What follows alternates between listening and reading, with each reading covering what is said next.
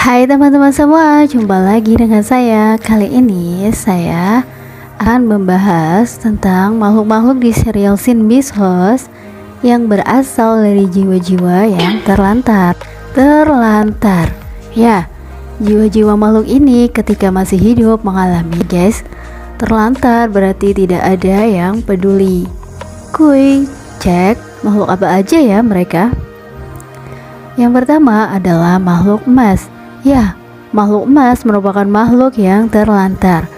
Semasa hidupnya, makhluk ini mengalami kelaparan dan terlantar. Ketika dia meminta sesuap nasi pada seorang bangsawan, dia hanya dicaci maki saja ya guys, sehingga dia meninggal karena kelaparan. Lalu kemudian jiwa tersebut menjadi makhluk emas. Dengan nafsu makan yang tinggi, makhluk ini akan menghipnotis seseorang agar makan tanpa henti sampai menjadi gemuk dan besar. Setelah itu, makhluk emas akan memakan orang yang sudah gemuk tadi. Namun, makhluk emas pada akhirnya dapat diatasi ketika Guhari memberikan makanan kepada makhluk emas tersebut. Makhluk berikutnya yaitu adalah makhluk Nekomata. Makhluk Nekomata semasa hidupnya adalah seorang nenek yang tinggal sendirian. Anak dan juga cucunya biasanya datang untuk berkunjung. Suatu ketika cucu dan juga anaknya berkunjung, salah satu kucing dari nenek tersebut mencakar cucunya, sehingga anak laki-lakinya menyuruh nenek untuk membuang kucing-kucing tersebut. Namun nenek tersebut tidak mau melakukan itu. Akibatnya sudah lama anak dan juga cucunya tidak berkunjung sejak kejadian itu. Hingga nenek jatuh sakit, tak satu pun yang menolong nenek, hanya kucing-kucing yang menemaninya. Kemudian jiwa nenek tersebut menyatu dengan kucing dan jadilah makhluk Nekomata. Makhluk Nekomata semakin ganas ketika dikendalikan oleh Opikian.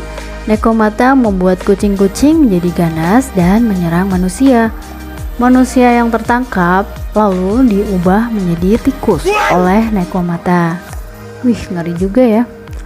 Kemudian makhluk berikutnya adalah makhluk Krokodilian. Makhluk krokodilian berasal dari jiwa yang terlantar.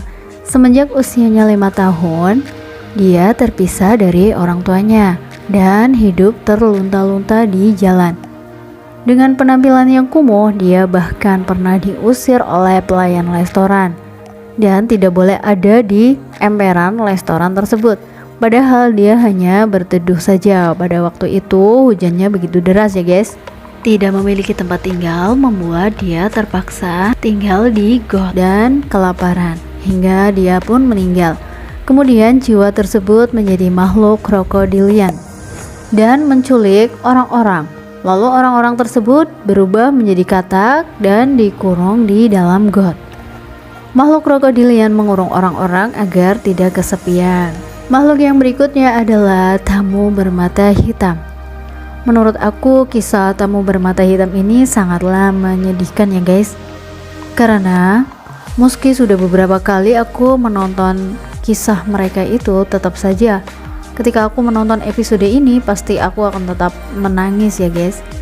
Ya, menurutku ini adalah yang paling menguras air mata ya guys. Jadi tamu bermata hitam ini adalah makhluk yang berasal dari jiwa-jiwa yang terlantar. 4 bersaudara, mereka masih anak-anak. Mereka hidup terlunta-lunta tanpa orang tua.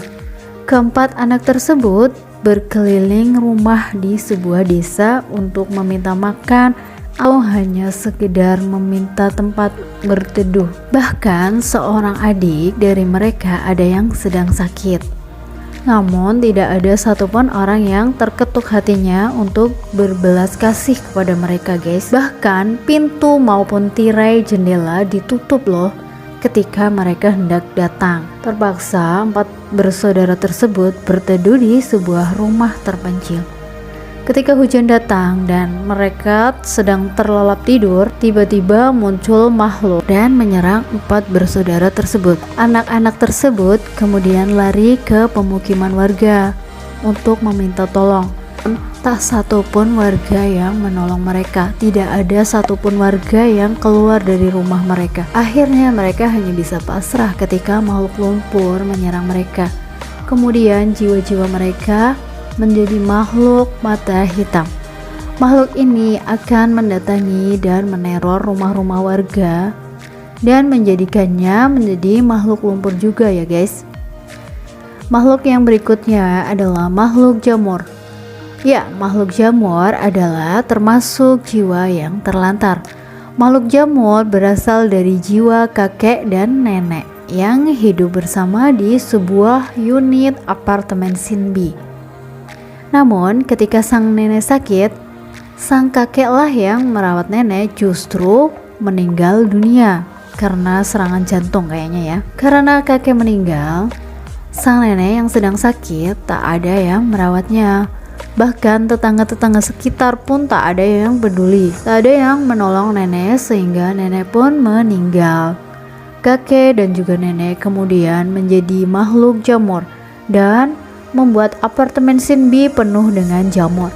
Para penghuni apartemen yang terinfeksi pun berubah menjadi jamur.